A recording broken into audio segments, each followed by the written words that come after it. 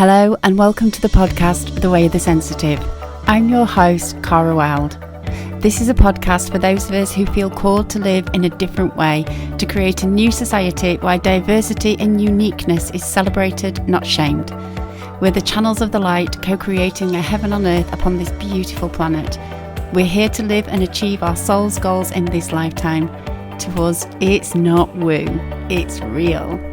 Calling all the magic makers, the mystics, the empaths, the sensitives, the starseeds, the autistic ones, sometimes sidelined, sometimes scapegoated, but we know that we're here to create new pathways in the one mind, because it's not just about traversing alternative dimensions, it's also about landing and being fully alive in this gorgeous world. Hello sensitives, and welcome to the next in the Interview Your Guide series. Today we have Lisa Wolfe, a channel and a spiritual mentor who works with entrepreneurs and seekers to assist them in connecting with their soul purpose at the core of their being. And core is a really good word for summing up everything that we covered in this channel session. Lisa channels for us the Palladian Collective, and this one really goes into those darker, deeper places that some of us as light workers want to avoid.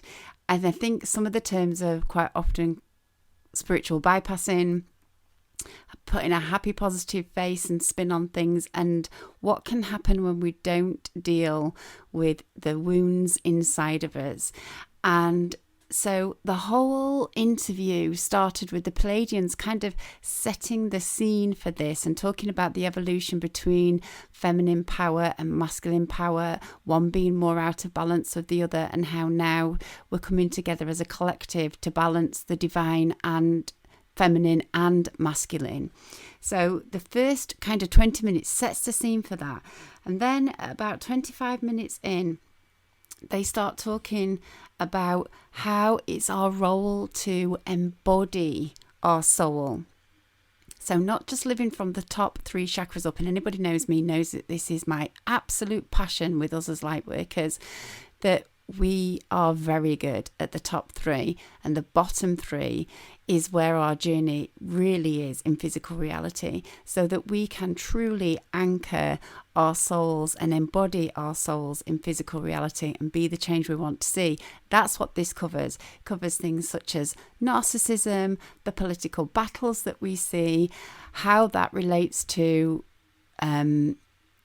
souls incarnating with particularly personality roles, how we are as light workers being diverted by this, and we're not sticking to our purposes, we're not sticking to the work that we're going to be doing here because we're getting caught up in the chaos. Also talks about how negative entities are very real from the Palladian perspective, and how not attending to our wounds can cause tears and holes in our auric fields, which allow those negative entities entrance. So I don't know what your personal belief are about negative entities, but I would love to hear your thoughts on what the Palladian collectives say. They also go on to talk about the DNA as instructions from our ancestral line, and how the body has the answers. Oh my God, love that. And how our body works in co-creation with Gaia.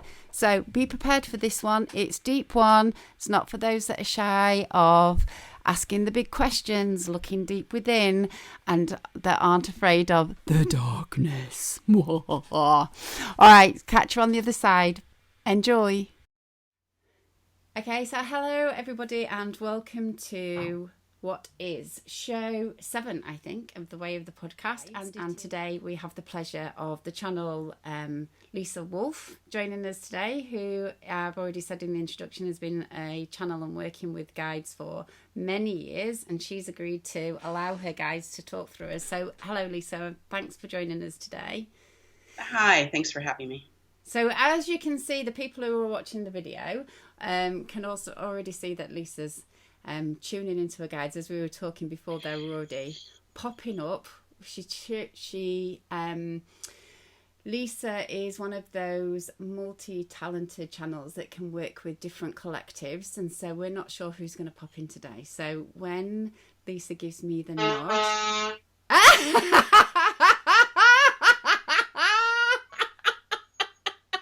they're ready. Everybody could hear that horn. They're ready. Okay, so when Lisa gives me the nod, I will. I'll talk to the guides. Sure, you can fire away. They're here. All right. Hello. Thank you so much for being with us today. It's an honor to connect with you. I just wondered if you could tell us a little bit about yourself, whether you have a name that you go by, or whether there's part of the system that you belong to, a dimension or a place that we can identify. We're the Pleiadian Collective, and we are so happy to be here. Thank you for being here. And what? So one of the. Do you have a name as is the Pleiadian Collective your name? Is that what you want to go by? That will do for now. So, I'm just feeling into your essence. So could you tell us what your main kind of purpose for connecting with humanity is at the moment? Your planet is at a turning point, and all of us from the non-physical realms are sitting on the edge of our chairs. We're eating popcorn, wondering what you're going to be doing, because the beauty of what's happening on your planet right now is so immense. It is so momentous. And you have an opportunity right now to leap to a higher dimension if you wish to take that leap. But yours is a free will planet. And so our purpose in coming through and speaking in this way is not to interfere. We can't come and land with spaceships. We can only communicate through open channels who wish to communicate our message. Right now, there is an enormous battle taking place below the surface, and you see it manifested in your political systems seemingly going crazy. And we are here to say that this cycle that you are experiencing, many people are afraid, they're confused, they don't know what to think about what's happening. But this is actually a beautiful part of the cycle of transcending to a new level of evolution. Mm-hmm. And what you're experiencing now is the culmination of tens of thousands of years in which there has been almost a tug of war between the feminine tendency, that which is without form, that which surrenders, that which generates out of nothing, and the masculine form, which is the protector, the guider, and the creator of containers. And it's been like a seesaw on your planet for many years, in which one tendency comes into power, and the other has not been able to integrate. But what we're seeing now is for millennia, the feminine was in control. In pre-literate societies, the feminine dominated, and we saw the goddess culture. But there was something missing, and that is the element of the masculine and the mind which has allowed your civilization to make such extraordinary technological advances. These technological advances in the last 50 years are beautiful, and we are so happy to see such an extraordinary connection.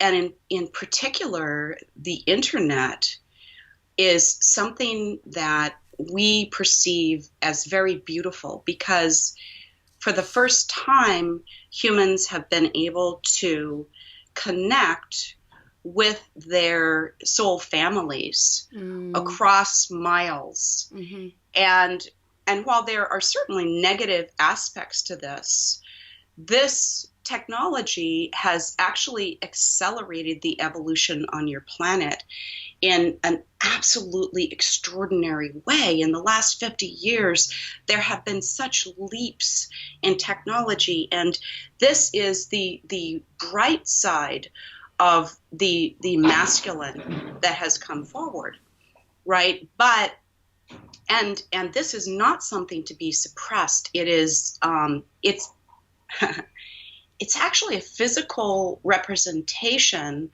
of the grids that we have been assisting in setting up your planet, because there are energetic grids which we have been channeling through and assisting the best that we can from our limited non-physical way. We have many light workers who are installing these grids on the ground in the ethers. And the internet is it's a physical representation that humans have created, which is quite extraordinary. Mm-hmm. So we are saying that the masculine is not something to be suppressed or looked upon as evil. Mm-hmm. The masculine is beautiful, and it is absolutely necessary in creation. And it's only when these things become very unbalanced that it's a problem. But it was necessary to allow the masculine to dominate for a period of time in order to make these technological breakthroughs, because the masculine is really good at characterizing and linear form and working in the material world, whereas the feminine is very different. And so now we are looking at a potential for these two energies to come together for the first time. I won't say in the universe, okay, but certainly on this planet, and in this whole area of the galaxy. We haven't seen anything like this. So what we're seeing in the political systems right now, it's microcosm, macrocosm. Whenever you have a leap to a higher evolutionary level, there will be, for a period of time, you will have progress, but then there will be a time in which all of the horrible things that are under the surface that need to be released will come out. Right. And what's happening here on your planet is that this is happening not just because it's part of the cycle, but also because we had many people who were simply sleepwalking, and many healers, many beings came to this planet, and naturally when they incarnate, they forget, and they need to be reminded. And unfortunately, sometimes the only way to remind humans is to shock them, right? Because they get into kind of a trance, and they get almost with blinders on, so that they cannot remember. And so these things are rising to the surface which many are perceiving as frightening, out of control, bad. It is not bad. It was necessary. And we don't like to see you suffer, but sometimes it takes a little shock for awakening. And now we are beginning to see all of these beings who came here to assist in this time are being jolted awake, and they're remembering. And so the role of energy healers and channels and spiritual people is to assist all of these people who are beginning to wake up and who need guidance and who need the processes to allow them to remember who they are and why they came here. And so, many of us are despairing. Many have lost the will to live, but we are saying to you that please have hope and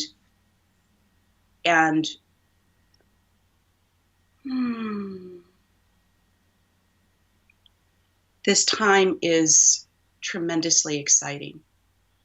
And we understand that it's scary, but the path forward, it's as though we are walking you through the dark, and only one step is illuminated at a time.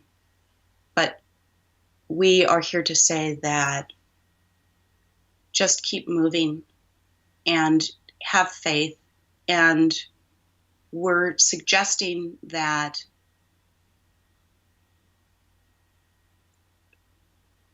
you really focus on your heart and in meditation on opening your heart, because this is, many people are being diverted because of their hatred of what's happening. And it is causing them to be distracted from their role and their purpose. And we must understand that even the most horrible narcissistic people are simply beings who came here and who signed up to fill a role.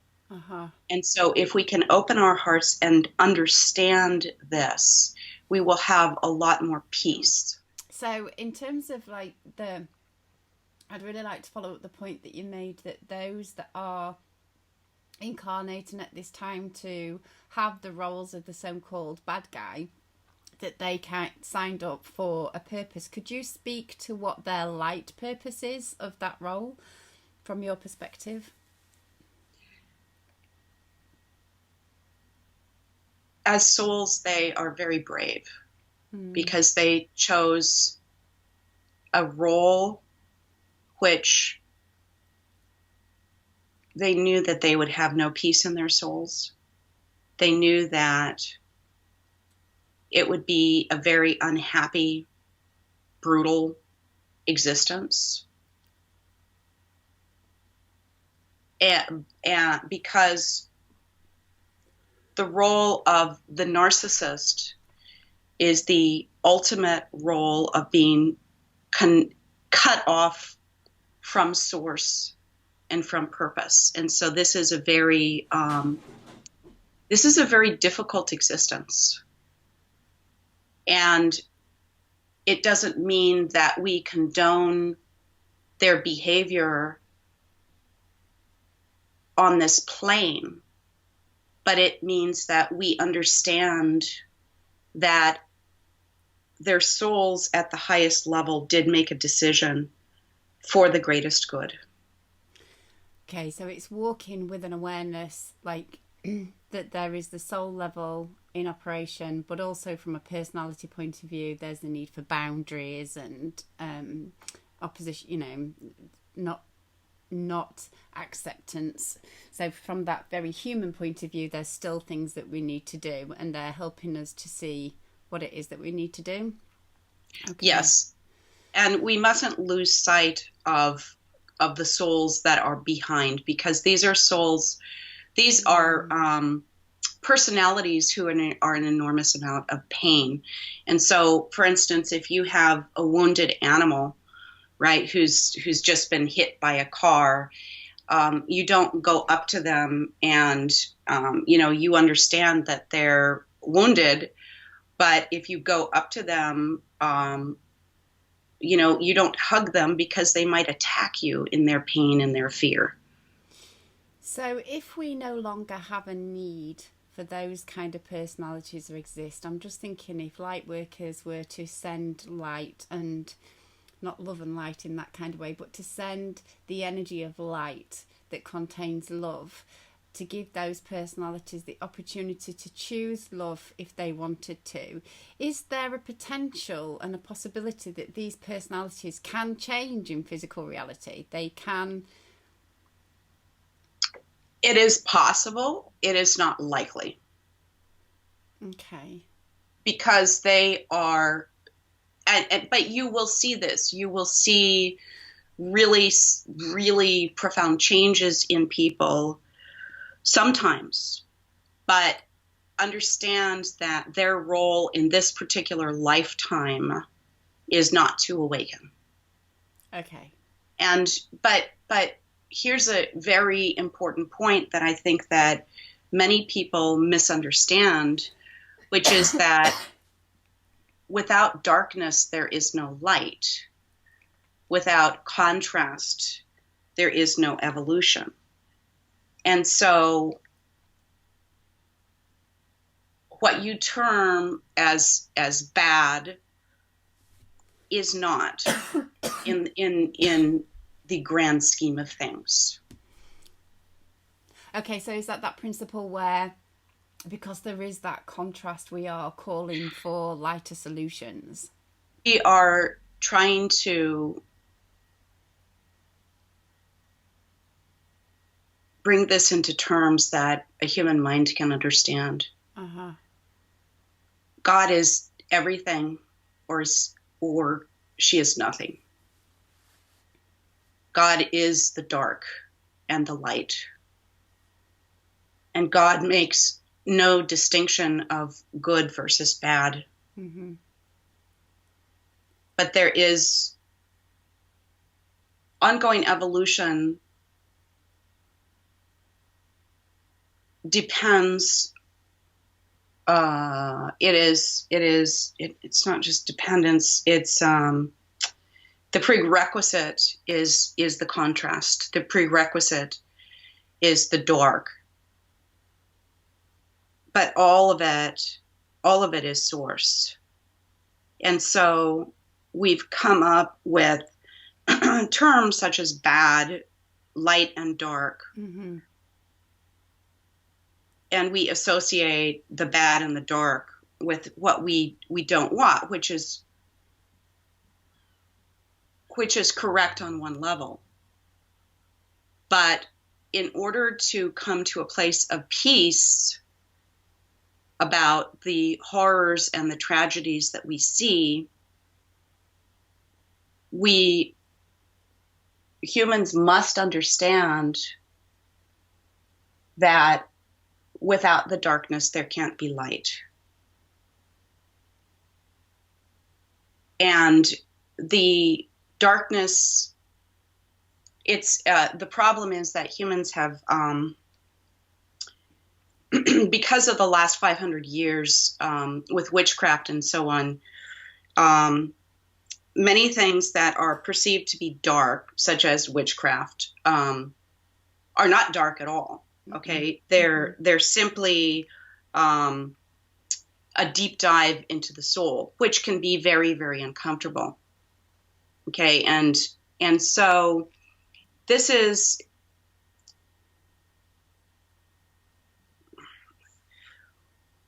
we are having trouble forming this into English. So there is in the darkness of the soil, And in the rotting and in death, there's also rebirth. Mm-hmm. And so humans really like to think in binary terms, but it really isn't that way. It is all the cycle. Mm-hmm. And it happens on the smallest level and it happens on the largest level. So we're going through a cycle as well at the moment. Like that's what you is that what you mean by our evolution? Mm-hmm. Okay. And some of my sense, I don't know if I'm right there, but some of my sense when you were talking is that what we define as darkness can just quite often be unconscious or unknown. Yeah. The evil that people carry out, in order for them to do that, they cannot be conscious. They are Mm. simply playing a role. And that's why it's so difficult to for humans to work with difficult personalities, because especially those of us who are energetically sensitive, because we want to love the soul, but we must understand that a person walking around who is committing evil deeds, their soul is there, Mm-hmm. but it is not expressing. Yeah. And so that's why we we need to understand the boundaries of this. You know, it's almost like a robot, right? That is not conscious. So that kind of leads me into another question that came from one of our members, and it's the whole idea of evil, and I think I'm hearing you describe the evil deeds as a disconnect. It's a disconnect from soul, um, or a sleep from soul, and so from your perspective, and your part of the dimension, is there such a thing as evil and negative entities? And this particular person was concerned about protecting themselves from negative entities, that they see themselves as a hugely positive person that seems to attract Mm. negativity. I wondered what your perspective on that was, Mm-hmm. please. Many of the people who, okay, so many spiritual people on the spiritual path, and the some of the terms that are used now about being high vibe or this law of attraction. Um, the problem with it is that people can get caught up in the illusion that if it doesn't feel good, then it has to be pasted over with high vibrations. And I have the channel Lisa has worked with people who have repressed the trauma, the wounding, all of these things that come with the earth experience. And what needs to be understood is that in order to not experience this pain, it must be walked through. And it's not fun, and it flies in the face of the popular culture of spirituality, where we're always in a state of nirvana. You came here not just for your own soul's evolution, but to clear the collective consciousness. And so every trauma, every time you are going through processing deep, difficult emotions, it's not just for you. You made a choice as a soul to come into the world to assist. And that also means assisting in clearing collective consciousness. And so we would say a couple things on negative entities. Uh-huh. First of all, negative entities do exist, and they are a problem because there is some backlash now in which there are forces that wish to stop this evolutionary leap. However, it is important to understand that, oh, okay, all right, I get it. If you have negative entity, okay. For instance, individuals who have major wounding in one of the energy centers, and they paste it over with high vibrations. Yeah. That nonetheless leaves a certain kind, it's like a hole that negative energies can enter through.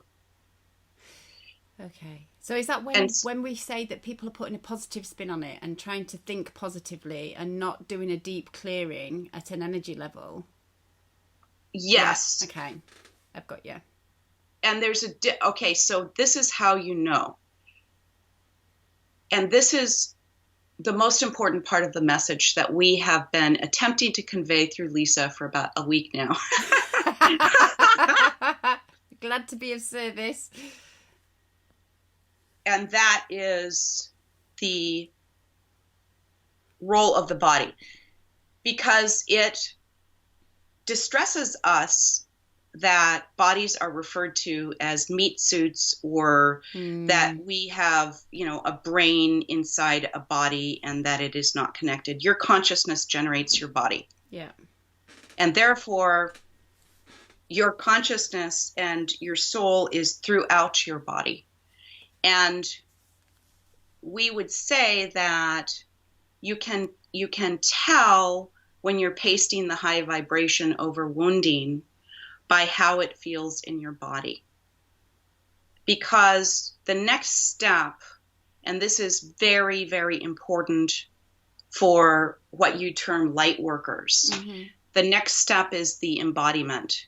Because you did not come here to play in the ethers and to play in the energies. You already know how to do that. Yes. Okay. Your role now is the physical connection. And there is an enormous disconnect that we see in many very earnest, sincere spiritual people. Yeah. In which they are trying to escape their physical forms. And this is, and there's been so much emphasis on the higher chakras. This is good because we've cleared so much of it. But now we need to look at the lower energy centers. And this is challenging because this would be what you would term darkness. This is the physical.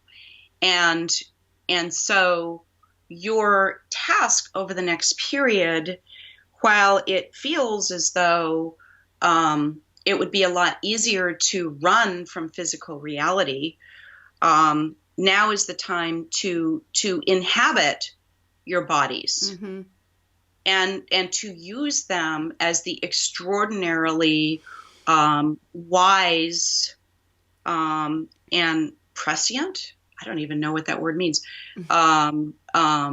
vessels that they are. Your bodies carry the history of humans, of the human race, the wisdom, and Gaia herself is the the generator, the co-creator of your bodies. And so, as uncomfortable as it can be to be in the body, this is the key to the next step of evolution, because many of you have worked on an energetic level and even a mind level in attempting to train your brains. And we would add as a side note that that is a bit of a fallacy, because many of you have made your minds and your egos out to be wrong. But again, we are not looking for. It's just like what's happening in the macrocosm. We're not looking to annihilate anything. We are looking to bring them together and to unify them. Right? That is the beauty and the power of what's happening right now. And so, your mind is not the enemy. In fact, it becomes very abused in certain of what you call light workers, because people are trying to get rid of it. Yeah. But back to the question of the embodiment. Mm-hmm. It is, you work on the intellectual level, and you can make a lot of great progress. You can create many amazing things. But then to bring it into your physical bodies is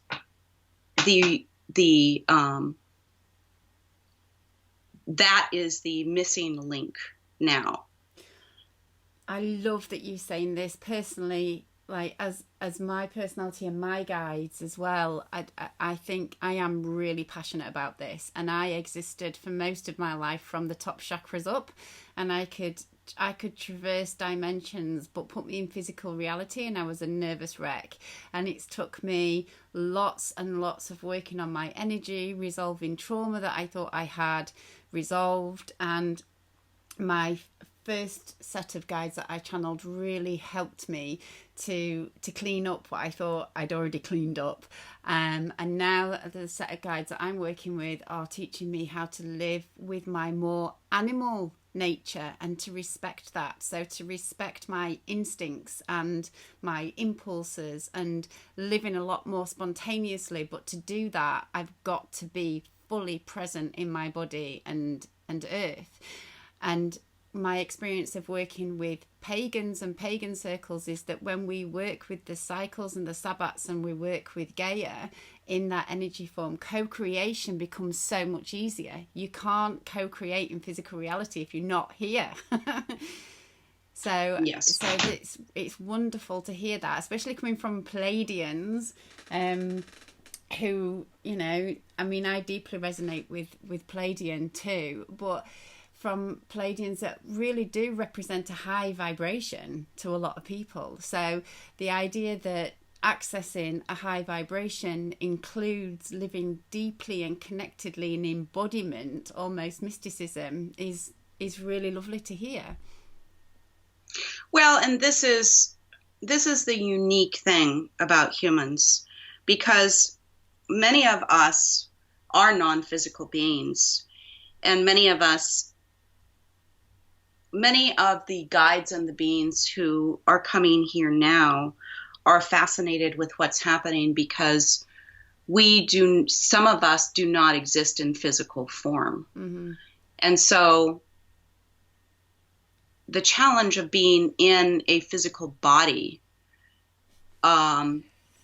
is quite extraordinary, because when a soul chooses to incarnate into a physical body, they're not simply taking on a clean role.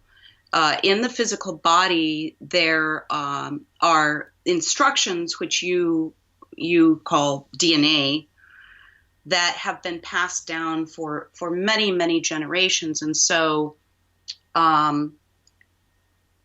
it is fascinating to us to watch the way that um, non-physical forms can come into harmony with their physical bodies, because not only do we have the soul contracts which we need to clear from many of our parallel lives, but then we have the added challenge of all of the history of the human race, which is contained in your bodies and through your lineage. And so that is why we say that when you are clearing for yourself, you are clearing for the collective that exists now, yes, but you are also clearing back through the generations. Yeah. And that role is very beautiful. But it can be very challenging, and the animal instincts that you were referring to, we find it interesting to that humans think about it this way, because in many cases this is actually the expression of the divine feminine, right? I love that. I love that. Uh-huh. Now we're not talking about lower instincts such as, fight or flight. We are talking about the what I think that let's see, there's something about the difference between instinct and intuition.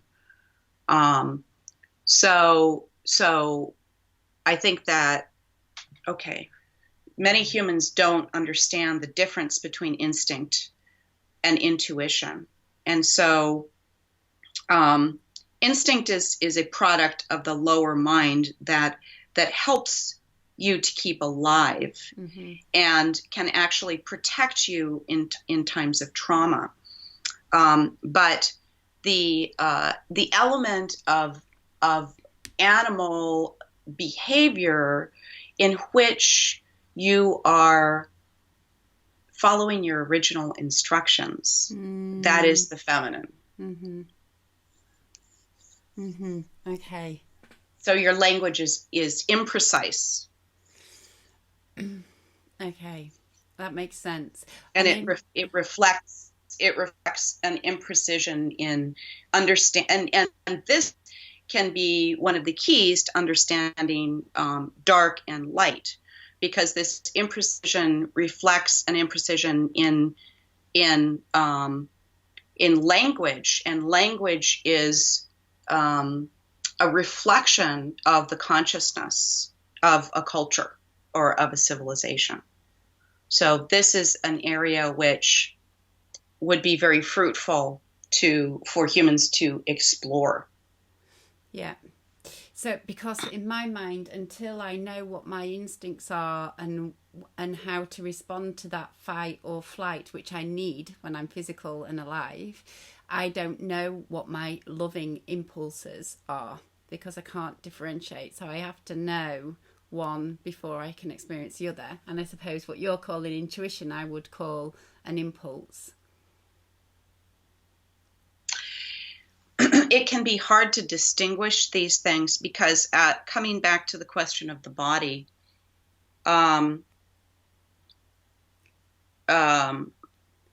those who have not been willing to work through the trauma that's contained in the human body because of millions of years of evolution and so on,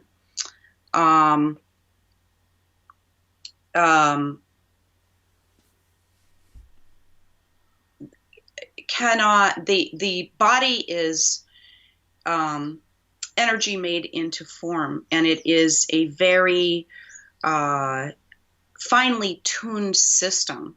But if there are traumas or unresolved things, mm-hmm. that are caught, because they don't simply get caught in your energetic system, they also get caught in the tissues of your body. For sure. And so in order to distinguish intuition, which is for your soul's evolution, right? And instinct, which is for the survival of the physical body.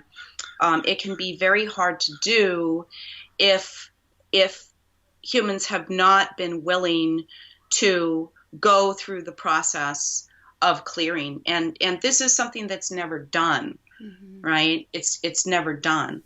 But we know that many humans are doing this now.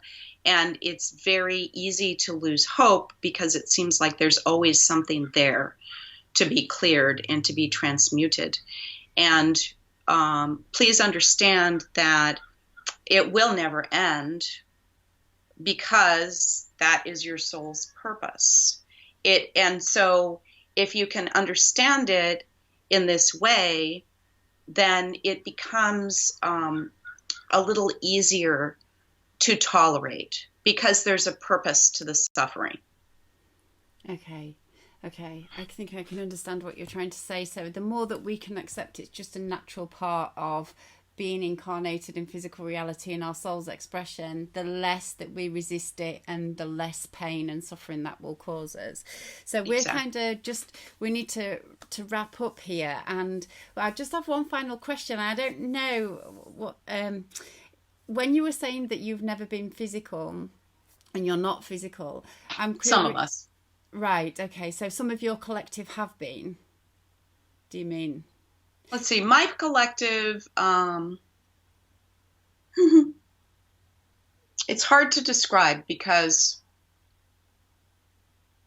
you have no words for what we are. Because who we are, we go back millennia, and our particular collective was physical at some point, but not. Oh, sometimes we are. Okay. But what I was referring to is many of the helper energies on your planet, spirit guides and so on, have never been incarnated in physical form. So for those that haven't, is that a choice? Is it always a choice? Okay. So do you know why some beings don't choose physical form? Because it's hard.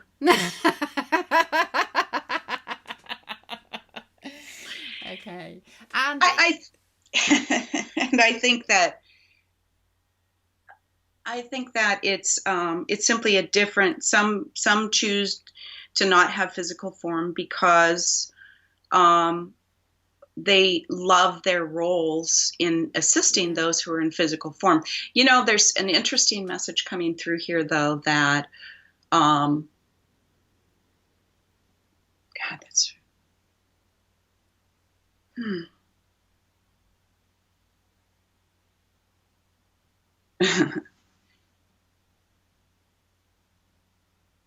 so they have almost all have been in physical form at some point. right. But at this moment, in this particular, I can't say incarnation because that implies physicality. In this particular manifestation of their soul, they're not non-physical. Okay. Well, thank you for sharing your perspective today and taking time out of your dimension that has no time and space. I don't know how that works, but thank you for being with us today. I really appreciate that. We are pleased to be able to communicate with you.